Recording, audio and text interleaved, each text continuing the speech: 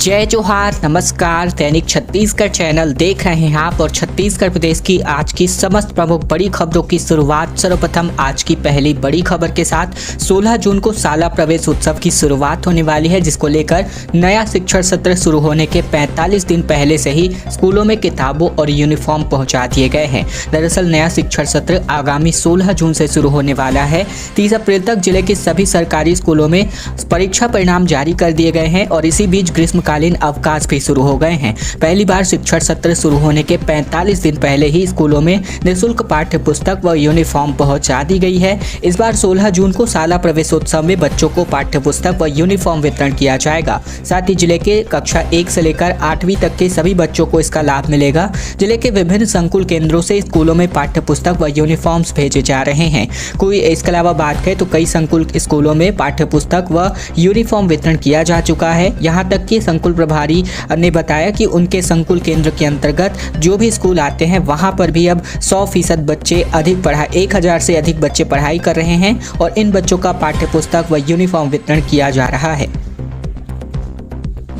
खबर आ रही है आईसीसी वर्ल्ड कप 2023 को लेकर और छत्तीसगढ़ के रायपुर में वनडे वर्ल्ड कप के मैच की तैयारियां शुरू हो गई हैं। दरअसल आईसीसी वनडे विश्व कप 2023 का बेसब्री से इंतजार कर रहे छत्तीसगढ़ के क्रिकेट प्रेमियों के लिए बड़ी खबर है, क्योंकि अब आईसीसी वनडे विश्व कप का एक मैच रायपुर में खेला जा सकता है। भारतीय क्रिकेट कंट्रोल बोर्ड यानी कि बीसीसीआई ने विश्व कप के एक मैच के आयोजन पर मुहर लगा दी है। इसके अलावा बात करें तो बीसीसीआई और आईसीसी इसे लेकर विचार कर रही है। हालांकि अभी को लेकर आधिकारिक पुष्टि नहीं हो पाई है, लेकिन मीडिया रिपोर्ट्स के मुताबिक बात करें तो 5 अक्टूबर से शुरू होने वाले विश्व कप क्रिकेट टूर्नामेंट का एक मैच रायपुर को मिला है और ये मैच छत्तीसगढ़ के नवा रायपुर के शहीद वीर नारायण सिंह अंतर्राष्ट्रीय क्रिकेट स्टेडियम में खेला जाएगा। बता दें कि आईसीसी वर्ल्ड कप 2023 में इस बार भारत में हो रहा है और ऐसे में सभी मैच भारत के ही 13 स्टेडियम्स में होंगे, जिनमें रायपुर का स्टेडियम भी शामिल हो गया है। देश के सबसे बड़े शहरों में कीमत ज़्यादा है, लेकिन मुंबई और दिल्ली के 123 रुपये से भी ज़्यादा कीमत पर रायपुर में घरेलू गैस सिलेंडर की कीमतें हैं। दरअसल ये खबर आपको थोड़ी चौंका सकती है, लेकिन सही है। राजधानी समेत देश भर में 1 मई से कई बड़े बदलाव किए गए हैं। केंद्रीय पेट्रोलियम मंत्रालय की ओर से शहरों में मिलने वाले एलपीजी सिलेंडर की कीमतों में भी अब नई कीमतें जारी हुई हैं।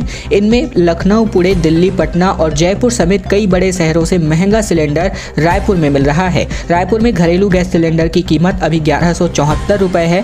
बाकी शहरों में 1051 से लेकर 1151 के बीच मिल रहा है।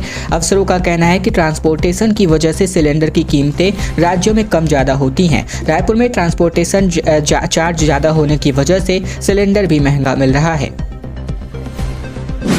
एक चौंकाने वाली खबर, जहां पर सड़क पर बियर बह रही थी, जिसको लूटने के लिए लोग आतुर होते नजर आए। कोरबा से खबर, जहां पर बियर की बोतलें सड़कों पर फैल गई तो उसे लूटने के लिए भीड़ पहुंच गई। जिसको जितना मिला उसने उतना लेकर के निकल लिया। दरअसल तेज रफ्तार से आ रहे ट्रक ड्राइवर ने अचानक से ब्रेक मारा था, जिसके चलते बियर से भरी 25 पेटियां जमीन पर गिर गई थी।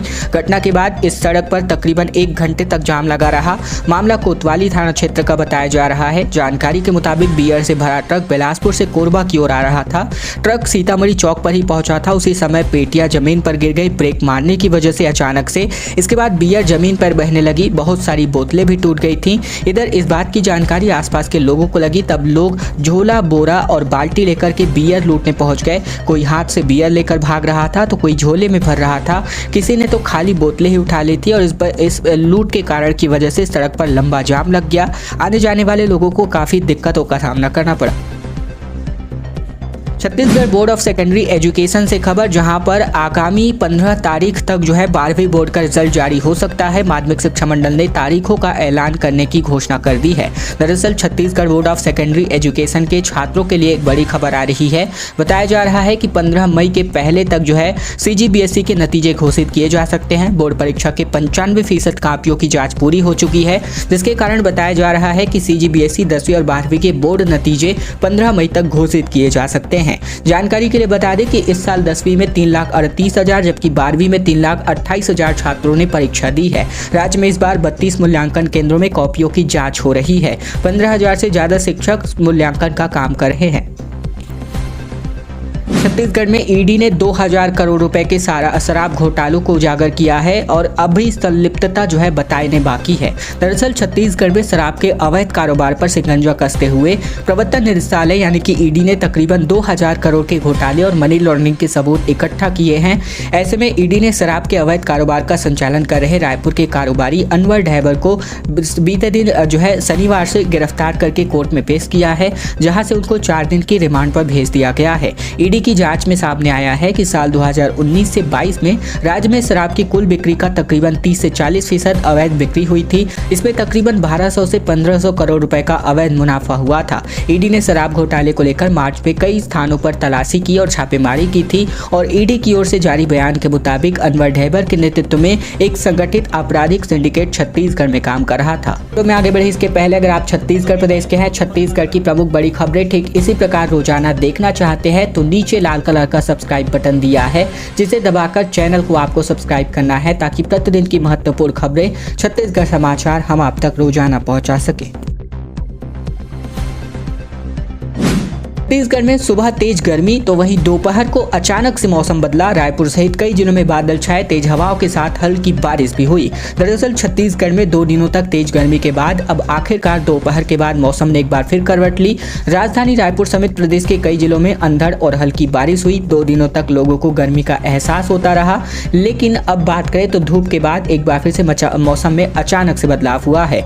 बादल छा जाने की वजह से हवाएं भी चलने लगी। मौसम विशेषज्ञ एसपी चंद्रन ने बताया कि प्रदेश में मौसम शुष्क बना रहेगा। हालांकि बस्तर संभाग के कुछ इलाकों में गरज चमक के साथ बारिश हो सकती है, लेकिन उत्तर पश्चिमी हवाओं के आगमन की वजह से अब गर्मी तेजी से बढ़ने के संकेत मिल रहे हैं। ऐसे में अगर कोई जो चक्रवाती तूफान है अगर सक्रिय नहीं होता है तो आने वाले टाइम में आपको जो है गर्मी से राहत मिलती नजर नहीं आएगी। और अब खबर आ रही है, मेगा ब्लॉक की वजह से यात्रियों की मुसीबतें लगातार बढ़ती जा रही हैं। मेन और आउटसोर्स के स्टेशन में स्टॉपेज को लेकर असमंजस की स्थिति है। लगातार यात्री इधर से उधर भटक रहे हैं। कई ट्रेनें घंटों लेटे चलाई जा रही हैं। छत्तीसगढ़ में इस वक्त रेलवे ने मेगा ब्लॉक कर दिया है। पूरी तरीके से व्यवस्था चौपट नजर आ रही है। दरअसल रायपुर से गुजरने वाली कई ट्रेनें रद्द कर दी गई हैं।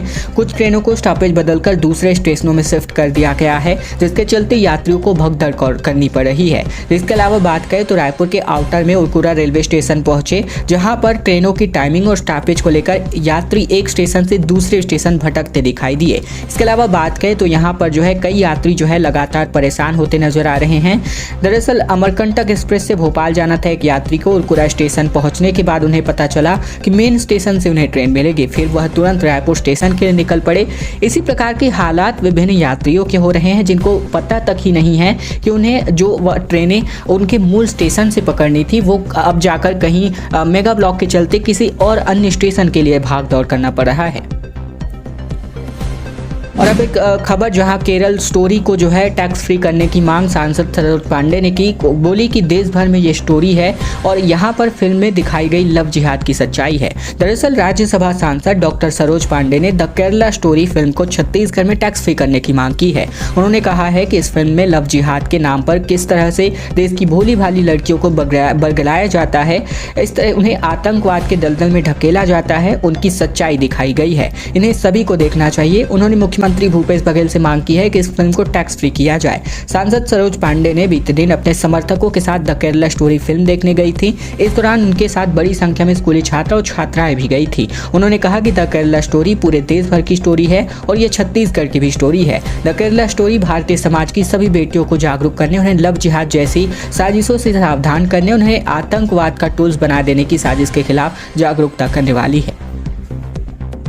एजाज ढेबर ने कहा कि हमारे खिलाफ रॉ जो है बुला लो।